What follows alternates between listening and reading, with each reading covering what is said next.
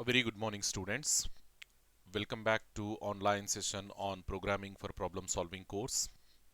In our previous session, we discussed about one-dimensional arrays. We started the concept of arrays and we said arrays, they are of two types. And first of all, we defined the arrays. Arrays are nothing but, we said it is a collection of homogeneous data elements.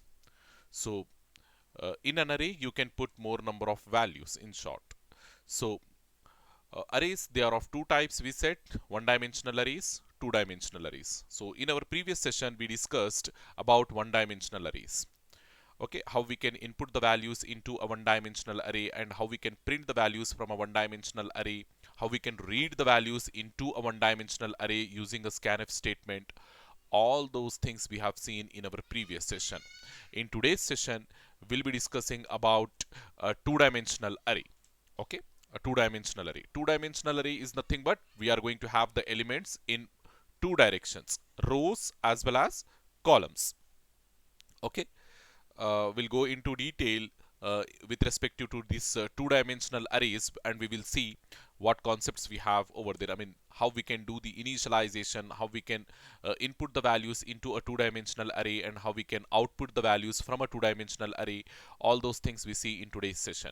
Okay, so quickly, array definition, then the declaration definition of a one-dimensional array. Yeah, accessing elements from a one-dimensional array, we need a loop, we said. Then storing values into a one-dimensional array.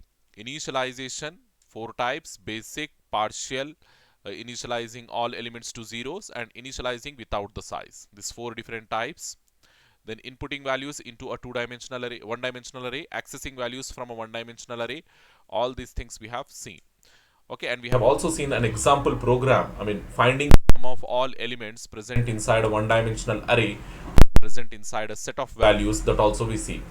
Okay, two-dimensional array, we said the elements in a two-dimensional array will be organized in terms of rows as well as in columns.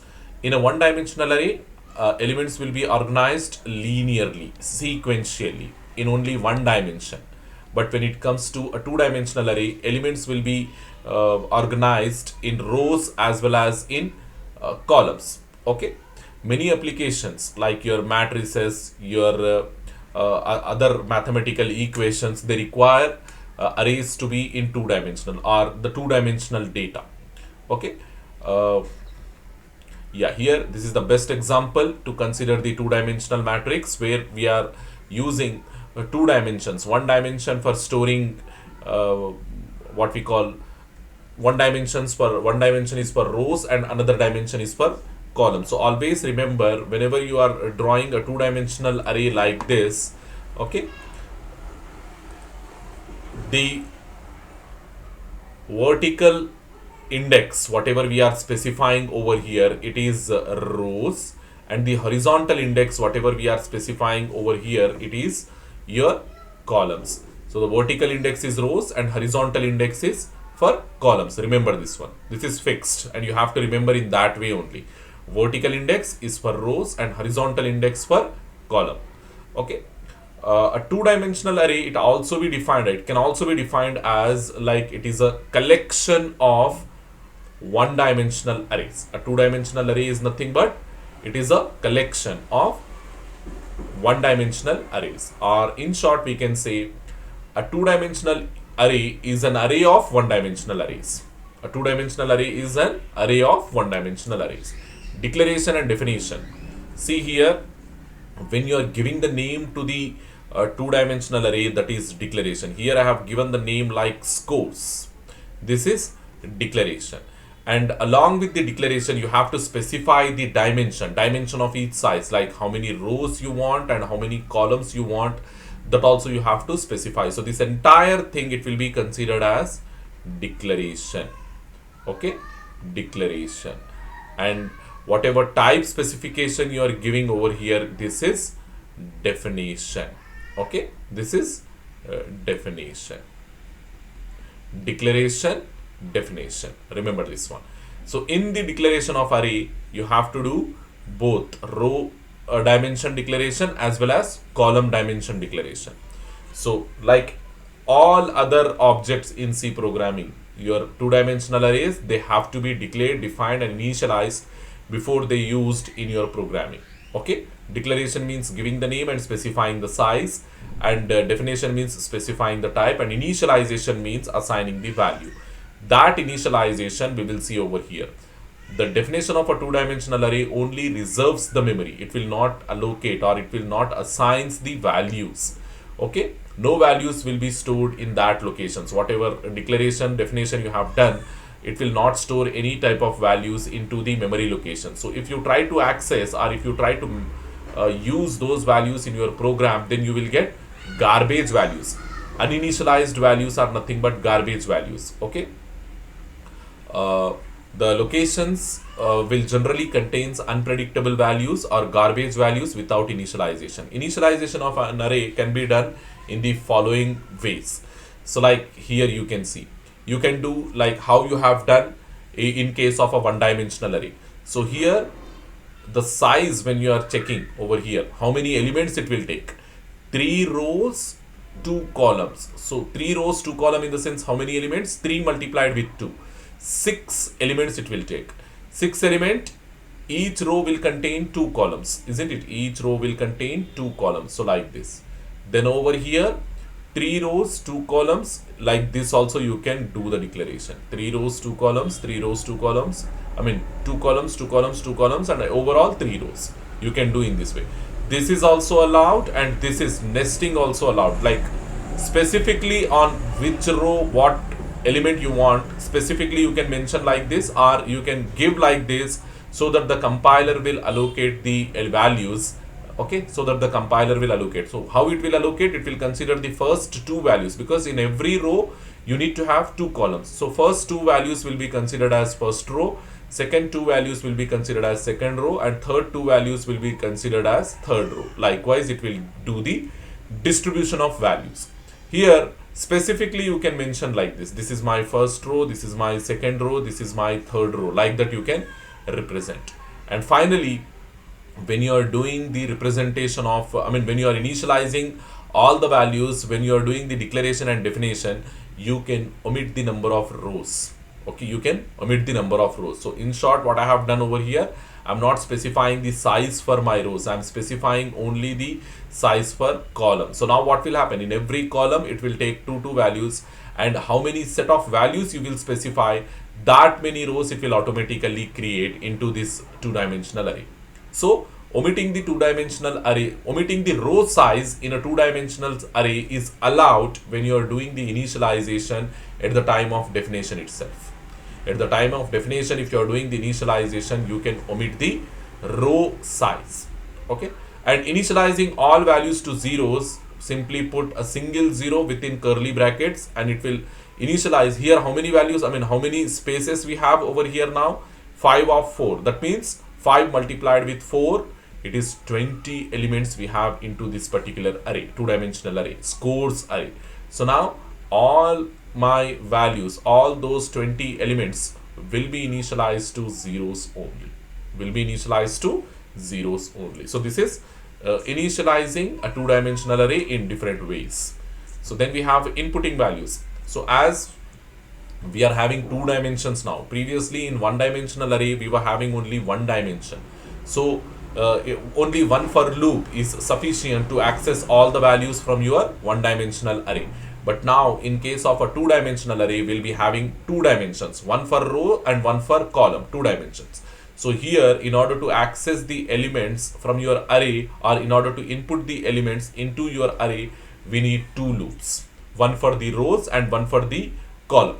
As you can see over here, outer for loop it is used for rows, and inner for loop it is used for columns. Remember that one. Okay, and how you are going to run these loops, to what extent you are running this loop. Outer for loop, how many number of rows you need, that count you specify, outer for loop. And inner for loop, how many number of columns you have, that count you specify over here. Remember this one, this thing is very, very important. In outer for loop, the size, to what extent you have to run this outer for loop, in the sense it should be equal to the number of rows present inside your array. two-dimensional array. And inner for loop, how many times you have to run the inner for loop, in the sense it should be equal to the number of columns present inside your two-dimensional array. And simply use whatever statement you want to put within these two loops. If you are inputting the values, print scanf. If you are outputting the values, use printf, like this. Okay. Outputting value, same thing. As we have two dimensions, we need two for loops, one for rows and another for column. Okay, then accessing values, yeah, either with the help of loops or individual values also you can access. And yeah, over here, see, when we have this array, the first element, okay, all elements where they will reside, in the sense at the coincide point, where the rows and columns are coinciding, at that particular location we will store the value. So here at this particular element, how it can be accessed? This is 0th row, 0th column, 0 0. This is 0th row, first column, 0th row, second column, 0th row, third column. Likewise, you can access all the element 1 1, 1 2, or 1 3. This is 2 0, 2 1, 2 2, 2 3. This is 3 0, 3 1, 3 2, 3 3. Likewise, you can access all the elements from this two-dimensional array. So simply, if this array name is A, if this complete two-dimensional array name is A, this is going to point the first element, 0th element address. The array name will hold, this A will hold the address of 0th element. Okay, 0th row, 0th column element address. So now to access any of the element, let us suppose if I want to access this 2 2. Okay, 2 2, second row, second column element. This is second row, this is second column element, 2 2. So in order to access this one, what I have to do? A of 2 2, like this I have to. Then in order to access this particular thing, first row, 0th column, so A of 1 0, like this. So in order to access this last element, A of 3, third row, third column, like this I have to use, like this I have to use in order to do the initialization and all. So quickly, this initialization, inputting values, outputting values, accessing values also we have discussed. So quickly we go and we do some practicals on these two-dimensional arrays, so that you will remember this concept forever. Okay, so I am going to my IDE now. So this is my IDE. Start writing the program code. Okay, use the declaration structure of the C program. So over here, yeah, within this program, C program, inside the main function, I am doing the declaration of an two-dimensional array. So declaration, how we can do? Yeah, we have to use the name of the array, that is A, and specify the size. I need 2 rows and how many columns? 3 columns I need. Okay, put the semicolon. I want to read the values from the keyboard. Okay, so like this. So now, yes, this is declaration, specifying the name, specifying the size. This is declaration. Now definition I am doing. Definition is nothing but specifying the type. I want all values, integer values in this A array. So now I have done the definition also. Initialization I am not doing over here. I will read the values from the keyboard. So how we can read the values from the keyboard? Using scanf statement. So that I am doing now.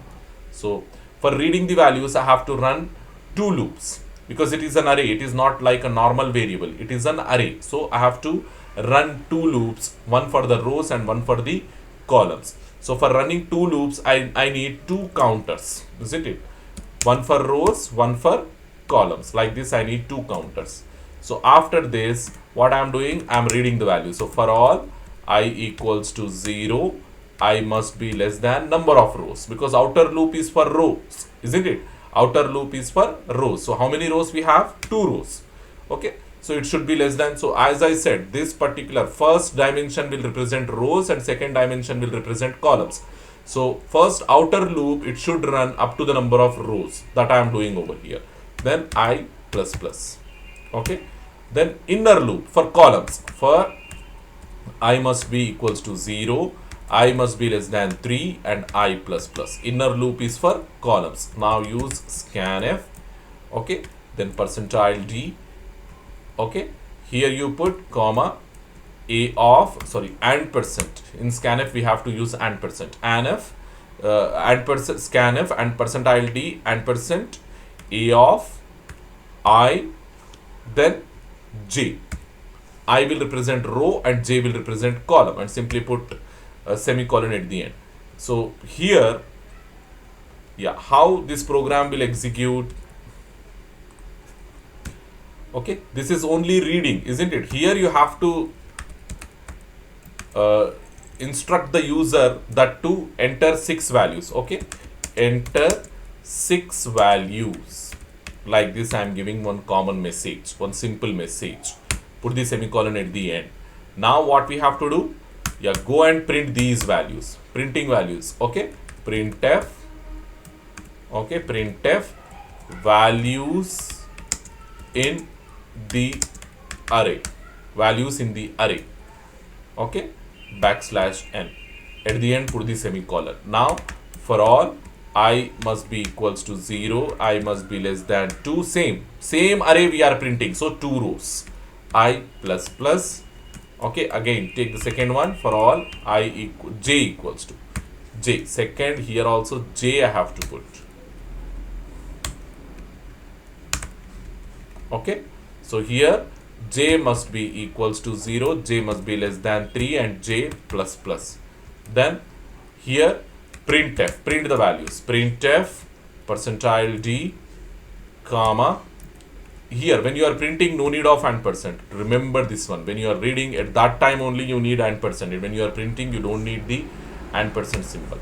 You don't need %. Now when you are printing, you don't need %. And when you are reading, at that time only you need %. And scanf we use for reading the values, printf we use for printing the values. Like that, you remember. Okay, so now we are reading the values and we are printing the values. So simply save this program and try to execute. Compile. Compilation is successful and run. See, it is asking me to enter 6 values. The same message what I have given over here. Enter 6 values. So it is asking me for 6 values. So 6 values I am giving now. 2, 3, 1, 5, 6, 7. 6 values I have given, and it will print like an array of 2 rows and 3 columns.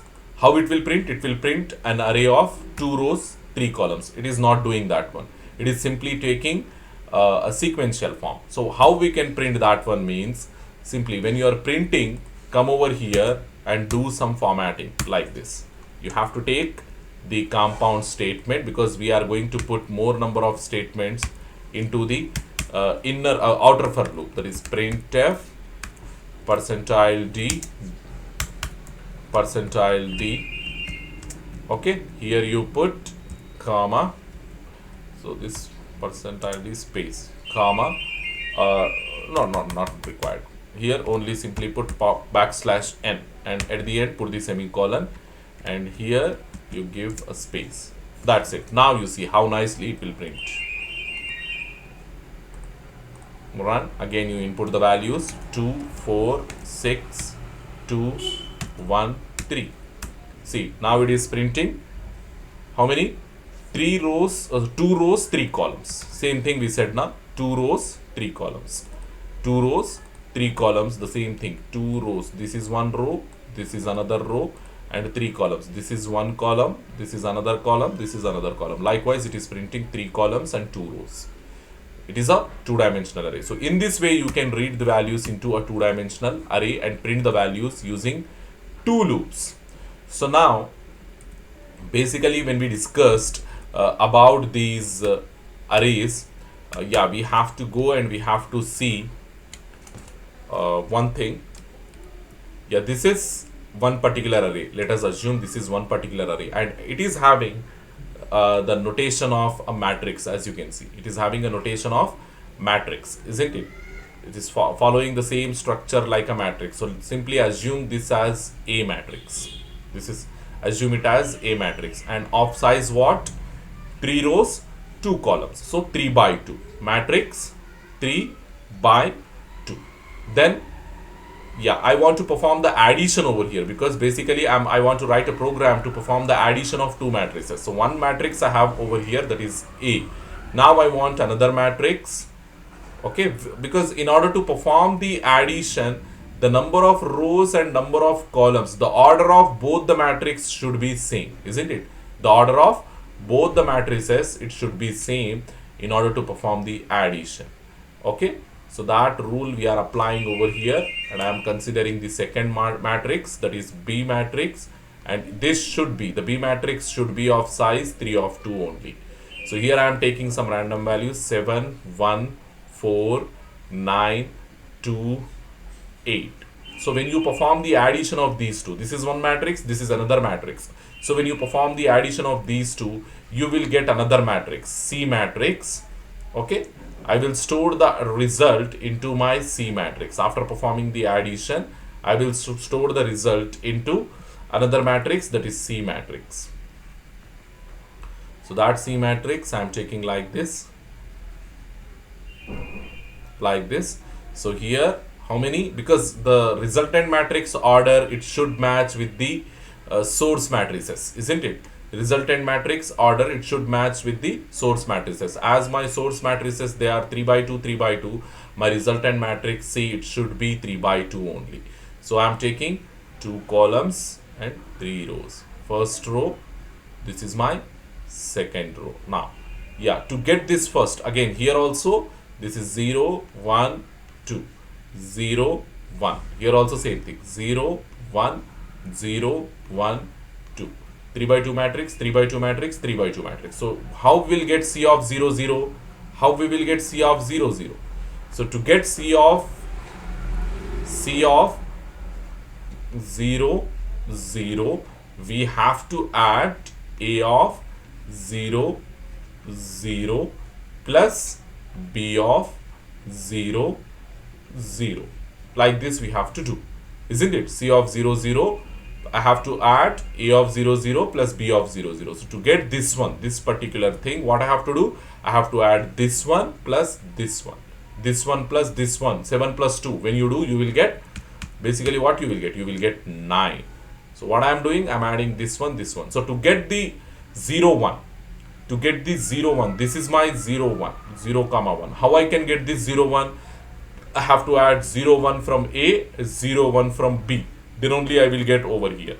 That is 3 plus 1. What it is? 3 plus 1, it is 4. So you will get 4 like this. So to get this 1, 0, now this is 1, this is 0. First row, 0th column. So I have to add this and this. The same I need to add. 1, 0 from A matrix, 1, 0 from B matrix. I have to add. So 1, 0 from A matrix is 5 and 1, 0 from B matrix is 4. So after adding that one, 5 plus 4, 9 I will get over here. Next, this thing. 1, 1 from A matrix, 1, 1 from B matrix. If you add, you will get 1, 1 into C matrix. So 4 plus 9, which is 13.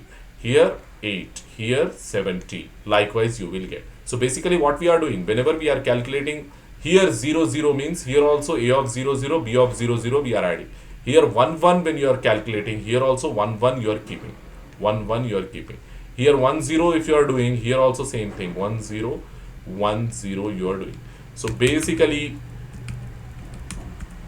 instead of writing the repeated statements, what I can do, I can take a loop over here. What I can do, I can take a loop over here and I can put that loop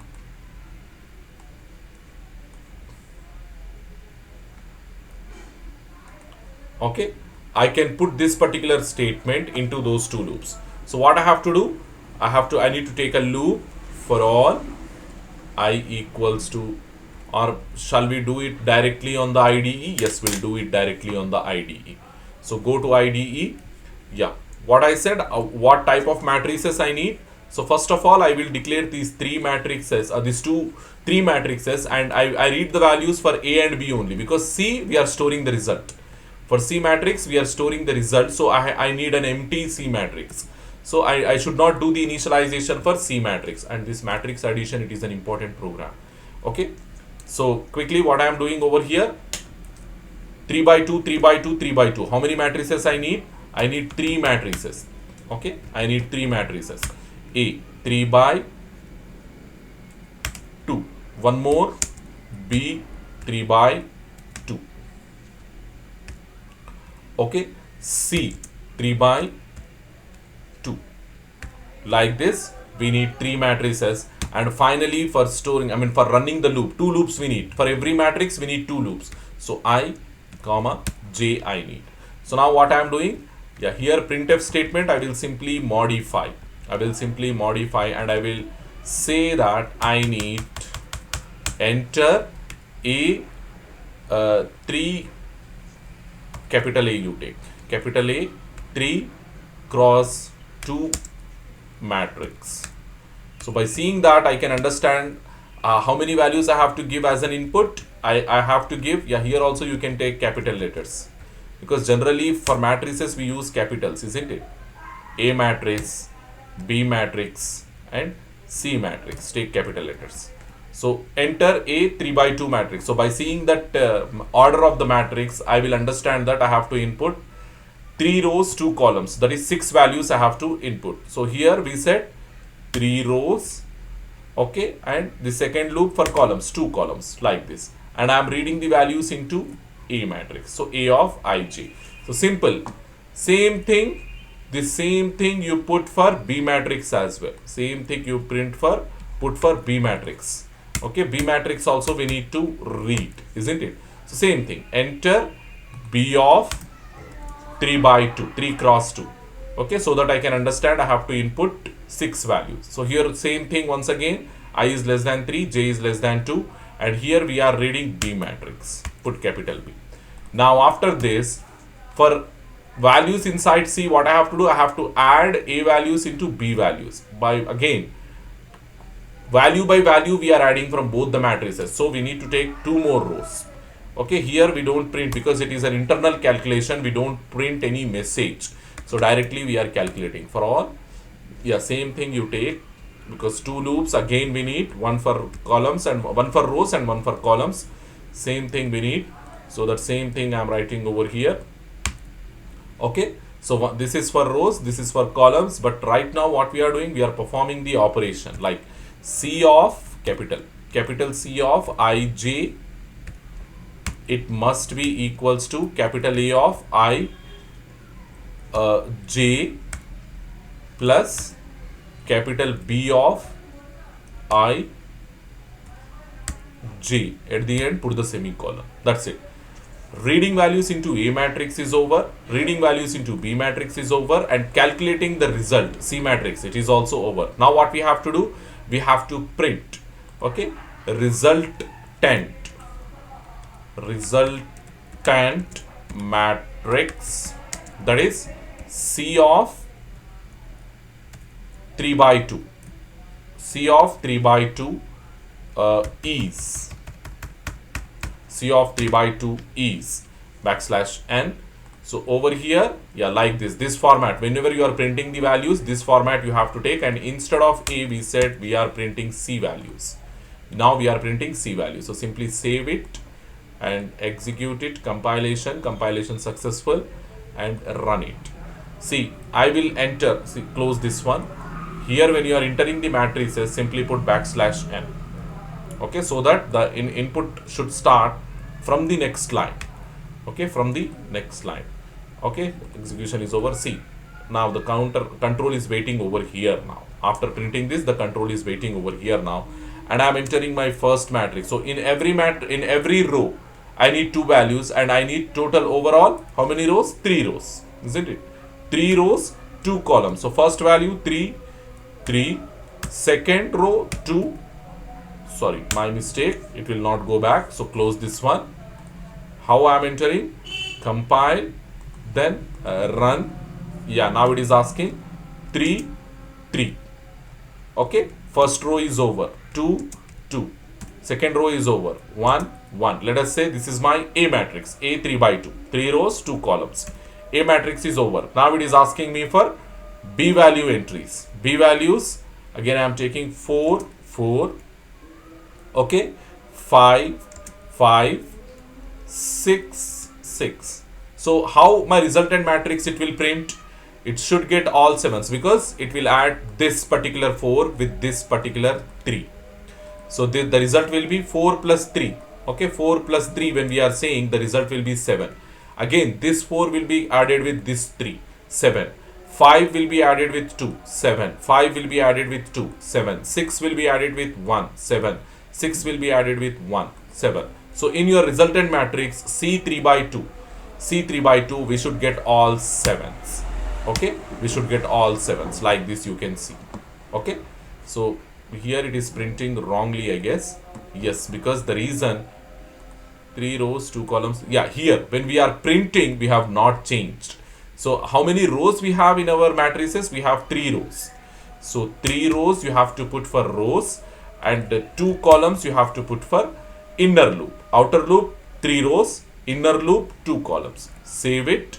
Okay, again you run it.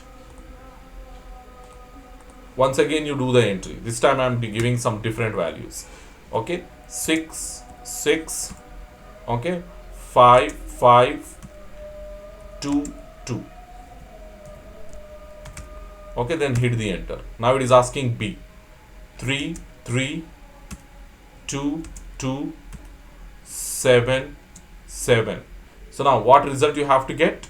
6 plus 3, 9, 6 plus 3, 9. 5 plus 2, 7, 5 plus 2, 7. 2 plus 7, 9, 2 plus 7, 9. Likewise, 9, 9, 7, 7, 9, 9 you should get. See, 9, 9, 7, 7, 9, 9 you are printing. It is printing that matrix as the resultant matrix. This simple coding, it is an important question. Addition of matrices, it is an important question. Okay, remember this one. There is another logic that we do after the completion of your mid exams, that is multiplication of two matrices. Multiplication of two matrices we do after the completion of your exams. I don't want to confuse you people before the mid exams. That's the reason why I'm not giving that input right now. Okay, so adding two matrices, it is very simple. Declare the two-dimensional arrays of your respective order, and take a temporary C array also, resultant C array also, to store the result. After adding, we are storing the result over here, and take two variables ij to run the two loops, one for rows and one for columns. And this same code you have to write for inputting a two-dimensional array. Okay, and the same code you have to write for printing a two-dimensional array. So over here what we are doing, we are reading A value, A matrix value. Here we are reading B matrix values, and here we are calculating the C matrix value based on A and B, and finally we are printing the C matrix values on the output screen. So this is something what we call the addition of two matrices. Addition of two matrices. So we quickly move forward and we see what concepts we have after this two-dimensional arrays. So we have a very important concept as the last topic in your second unit, that is strings. Okay, this is the last concept in your second unit, the strings concept. So with this we conclude your second unit, and up to this strings concept I will be considering for your first mid exam, which they said will commence from 15th of February. Okay, your department is have given the instructions that the mid exams, first semester students, they're gonna start from 15th of February. Okay, so PPS exam pattern and all I explained already in the classroom. Okay, I have forwarded the important questions as well in your groups, and many people they are asking notes, that also I will forward very soon. Okay, so what exactly a string is? A string, it is nothing but it is a series of characters. It is a series of characters, and the complete string, it will be treated like a single unit. So the concept of string, how it has started, I mean why the string name is given to the sequence of characters means because in the initial days of your printing presses, okay, you know your printing press, where they used to, I mean this is a kind of evolution at that time. Okay, invention of printing press, it is a kind of evolution at that time. So in the printing press, what the people will do over there means, because they will have all the characters, okay, characters engraved using these metals. Okay, character engravings using these metals, like your typewriter. On typewriter also we are going to have all the characters engraved, isn't it? So what they do with these means, because they are having characters, so whenever they have to frame a word, they will simply put all the characters together, and with a string, with a metal string, they will tie those characters together. They will tightly tie those characters together or fix those characters together, and they tie with the help of a metal string. Because of that metal string they used in order to put all the characters together, we got the name string over here. A string is nothing but it is a collection of characters. Over there also they are doing, in the printing press they are doing the same thing, isn't it? Okay, nowadays many advanced printing press we have, but at the initial days they used to follow this type of approach. What they have done, they simply kept all the characters, put all the characters together, and with the help of a metal string, they tightly fixed all those characters so that they will not go. Okay, they will not go out, or so that they will not come loose. Okay, not become loose. Okay, so because of that reason, because they used that metal string in order to put all the characters together, the name string is given to this collection of characters. Okay, a string is nothing but it is a sequence of characters. Yeah, so far we discussed how to deal with integers, how to deal with precision numbers, and how to deal with single characters as well. Reading a single character, printing a single character, that also we have seen. But we did not see how we can read and how we can print a complete string. String is nothing but a collection of characters. How we can read a string and how we can print a string, that we have to study.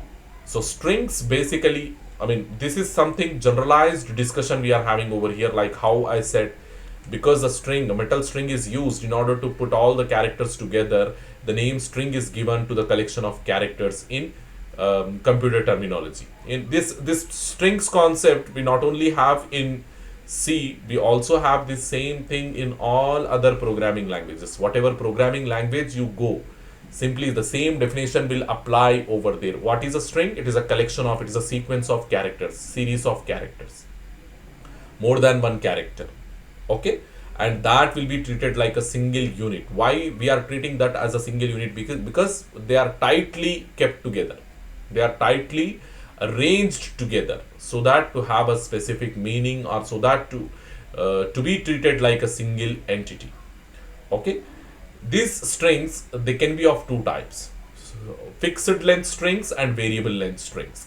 The problem of maintaining strings in our computer is, there should be, because it is a series of characters, isn't it? And your computer memory, it is filled with many characters only. All the characters, all the entities stored inside your memory locations, they will be treated like characters only. Because I said, whatever data entry we do inside a computer, that we do through the computer only, through the keyboard only. And all the characters printed on the keyboard, they are characters only. So your string is also a collection of characters. So if you start reading a particular string inside your computer memory, there is a probability that your entire computer memory will be treated like a single string. Isn't it? Because it is a collection of characters only. Because whatever data we are storing, that we are storing through the keyboard. And we said keyboard is having only characters. And all those things will be stored inside your computer memory. And if you start your reading of string at a particular point inside your computer memory, there is a probability that your entire computer memory will be treated like a single string. So again, this should not happen, isn't it? Your string, in the sense, it should have a starting point and it should have an ending point. Simply, whenever we are reading for a string, it should not read the complete computer memory. It should have a break point. After reading few characters, and or we can say after ending the string, we should terminate. So we said strings, they are of two types: fixed length strings and variable length strings. If it is a fixed length string, there is no problem at all. And where exactly the problem will come means in case of variable length strings, because in fixed length strings we fix the size of the string when we do the declaration, when we do the initialization. There itself we are fixing the size. Where exactly the problem is coming means in variable length strings only the problem is coming. There are few problems in fixed length strings that we will discuss, and that arises the I mean the advantage inside your variable length strings. Because of the issues in fixed length strings, we are going for variable length strings. And if the string size is variable in nature, if we don't know where to stop the string, then your compiler, what it will do, it will simply read the entire computer memory, and that should not happen. Okay, so we go and we see what exactly these fixed length strings. Fixed length strings means when you are doing the declaration, when you are doing the definition, at that point itself you have to give the exact size of that string. Let us say I need only 4 characters into the string. Then make that string of 4 characters only. Make that string of 4 characters only. So the problem over here is, I mean, it is a problem. Okay, basically it is a problem. We cannot fix the size of a string. Suppose you are reading a person name. You have designed an application where you are reading the person name into your application. The person name, it can have as small as 2 letters or 3 letters, like Ali, Ali, only 3 letters we are having.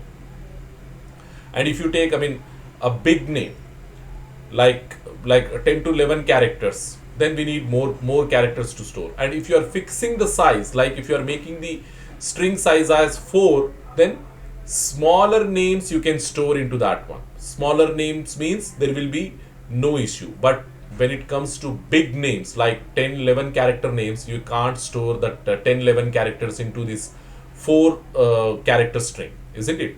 4 character string. So definitely what you have to do, you have to increase the size. And fixed length strings, you have to declare the size, you have to give the size when you are when you are defining that string.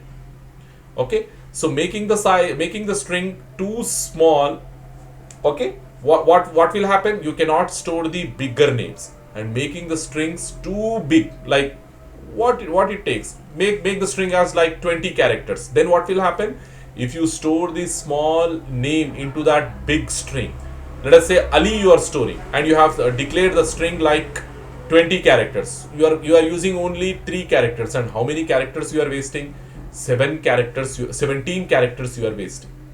So wastage of memory we should avoid. Whenever we are developing the application, wastage of memory we should avoid. Okay, we should avoid.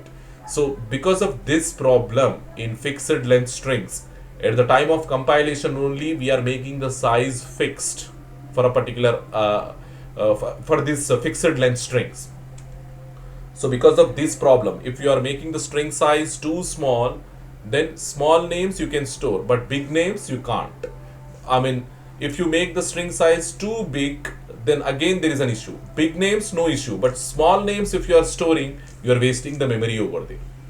You are wasting the memory. So to avoid this type of problem, okay, we made the concept of variable length strings. Variable length strings are something, okay, a much preferred solution is to create a structure that can expand and contract. What will happen in case of a variable length string means it can automatically expand and it can automatically contract according to the size of the value we want to store. Now if you want smaller names to be stored, automatically the string will shrink itself, and if you want to store larger values, it will expand automatically at the time of compilation. So this type of advantage we are having in case of variable length. But if you do the variable length string like this, again there is a problem where to stop the string, because the size is not fixed. If the size is fixed means, then we can conclude, the compiler can conclude its reading after 4 characters, after 5 characters, whatever the size you have fixed, after that many characters. But if the size is not fixed, the compiler, it starts reading at some point, and because it don't know where to stop, it simply keeps on read the entire computer memory. It will start and it will read the entire computer memory. Again, it is a problem. So yeah, to indicate inside the variable length strings also, to indicate the endpoint, because indicating endpoint only the problem. Whenever you are making the string as variable length, indicating the endpoint is the only problem.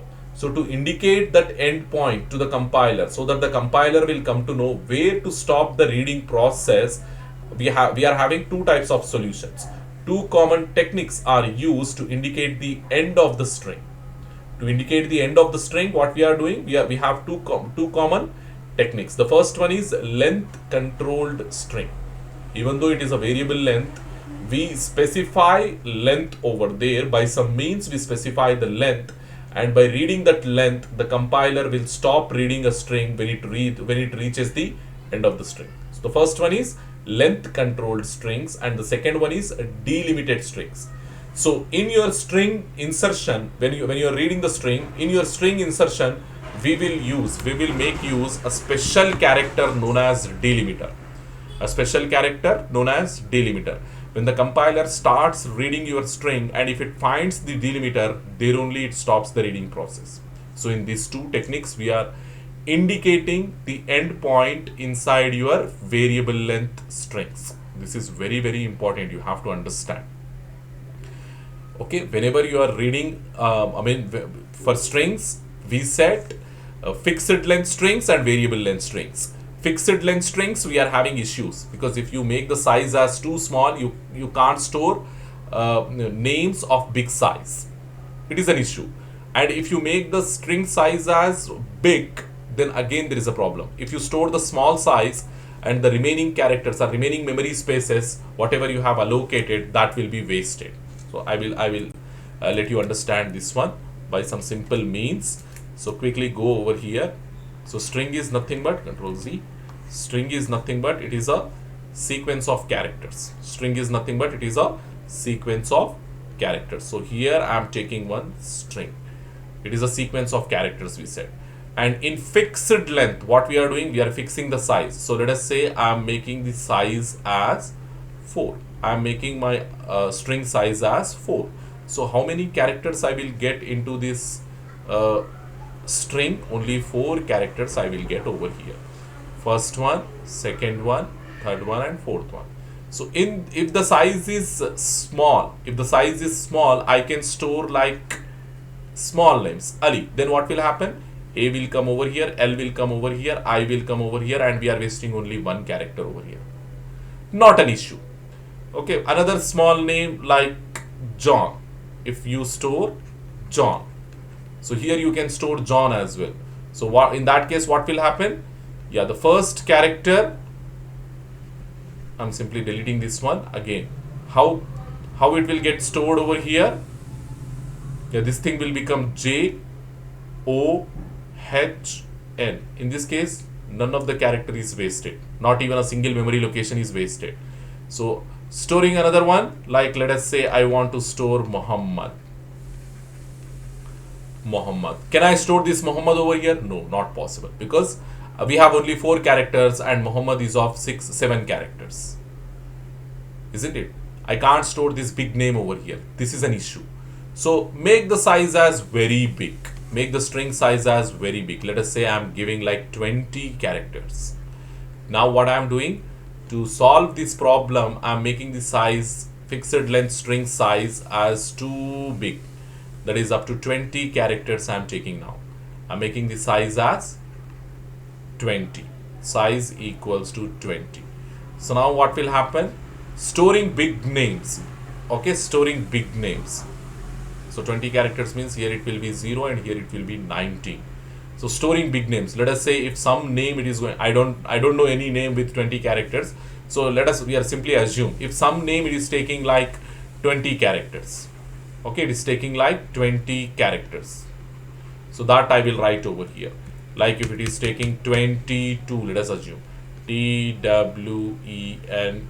and so on up to 20 characters it is taking. So if it is taking 20 characters, no issues.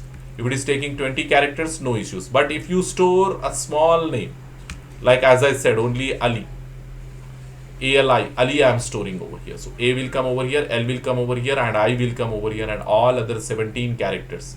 This is 1, this is 2, and from 3 to 19, all characters memory location we are wasting. Isn't it? We are wasting. So because of this problem, storing big names, storing small names, it will be an issue in case of fixed length. Whatever we said, they are fixed length arrays. So we went for variable length. Okay, variable length strings. Variable length strings.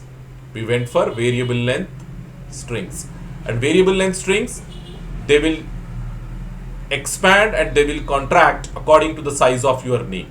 So if the name is, if you are declaring a string as the size is not fixed, you are declaring a string and the size is not fixed. So what will happen? If you are storing Ali, what it will do? It will dedicate only 3 characters. It will dedicate only 3 characters, A, L, I. And if you are storing Muhammad, it will dedicate 7 characters. Automatically what it is doing? It is expanding. Muhammad you want to store, automatically it will allocate 7 characters and it will store Muhammad over there like this. M will come over here, O, H and so on, D will come over here. Like this it will expand itself. But if you are storing this Ali, this Muhammad into your computer without the termination point, because the size is not fixed over here, so what will happen? Your entire computer memory is sequential only and it is having all characters only. Even though you have used 3 characters and stored Ali name over here, what after this Ali, what memory location you are having, that memory location will also be having characters only, like A, B, C, I am assuming like this. So like this, keep on, it continues as long as you have the computer memory. So when you start reading this Ali string from this point, when you start reading this Ali string from this point, what will happen? It will read A, it will read L, I and it will read all other characters as well. All other characters as well until and unless your computer memory ends. So it is an error. To avoid this error, what we have done? We are going for 2 techniques, 2 possible techniques. In that the first one is length controlled strings. What we said? Length controlled strings. Controlled strings. And the second one is delimited strings. Second one, that only, right? Delimited strings. Delimited strings. Now I tell you, I will let you know what is length controlled and what is delimited. In length controlled, what we do is ALI we want to store, Ali we want to store. So immediately we calculate how many characters we have. We have 3 characters. So 3 characters means what we do? We use 4 memory locations. We use 4 memory locations and this Ali we are storing over here, ALI. And this extra memory location we use to store the size of this string. So here 3 characters. So I will store 3. So when the compiler start reading this string, what it will do? It will come over here and it will start by reading this 3. By reading this 3, it will come to know that only 3 characters are there in this particular string. So it will read only 1, 2, 3 characters and here only it will stop. After reading 3 characters, here only it will stop. And if you are storing Muhammad inside a string, inside a length controlled string, Muhammad is M, O, H, A and so on up to D. 7 characters we have and 1 extra space will be used to store the number of characters, 7. So when the compiler starts reading this, it will first read this 7 and it will come to know that you have only 7 characters inside your name, inside your string. So it will read all those 7 characters one by one and it will stop after reading 7 characters. So this is how we are terminating, because we said in variable length strings termination is a problem. Specifying endpoint is a problem, and that endpoint, this is how we are specifying in my first solution, that is length controlled strings, and the second solution is delimited strings. Over there what we do is simply, let us, if you are storing Ali, here also we will make use one extra character, and that extra character, instead of storing, instead of letting computer to have that extra character, what we do? ALI and a delimiter, a null character we store. A null character we store, and whenever the compiler starts reading your string, it will first read A, then it will read L, then it will read I, and this special character, null character, whenever it encounters, when it is reading a string, it will consider this null character, special symbol, as the terminating point, as the terminating point, as the end point, and here only it will stop reading process. Here only it will stop the reading process. Simply go to the next one, that is storing some other name like Hyderabad, H I am storing, Y I am storing, DERABAD. BAD, and the last character store null. So that first it will read this, likewise it will read all the characters, and when it comes over here, after reading D, when it comes to this null character, as it is a null character, it will be considered as an end of string. End of string. This null character will be treated as end of string, so the compiler will stop reading over here. If there is no null character, or if there is no size specification, so simply what will happen, the compiler will not know where to stop, so it will read the entire computer memory. Here also, if there is no end of string character, null character, it will simply read the entire computer memory. Hope you understood this, because it is very, very important. Okay, so length control strings we discussed, delimited strings we discussed. So as you can see over here, when you are storing the name Google in length control string, yeah, as I said, as Google is of 6 characters, this is 1 2 3 4 5 6, one extra memory location we are using, and in that extra memory location we are storing the length of the string. So when the compiler reads this length, it will understand that it has to read only 6 characters from the string. So it will read those 6 characters, and it will end the reading process when it reads the last character, that is 6th character. Hopefully you understood. In delimited strings, as you can see, we are maintaining a delimiter, a null character. This character is known as a null character, escape sequence, null character. Okay, when it sees this null character, that is nothing but the delimiter. We call it as delimiter. Delimiter. When it sees this delimiter, it will simply stop. It will simply stop the reading process over here itself. So like this, you can remember. The rest of the concepts we will see in our upcoming class. Thank you very much, students.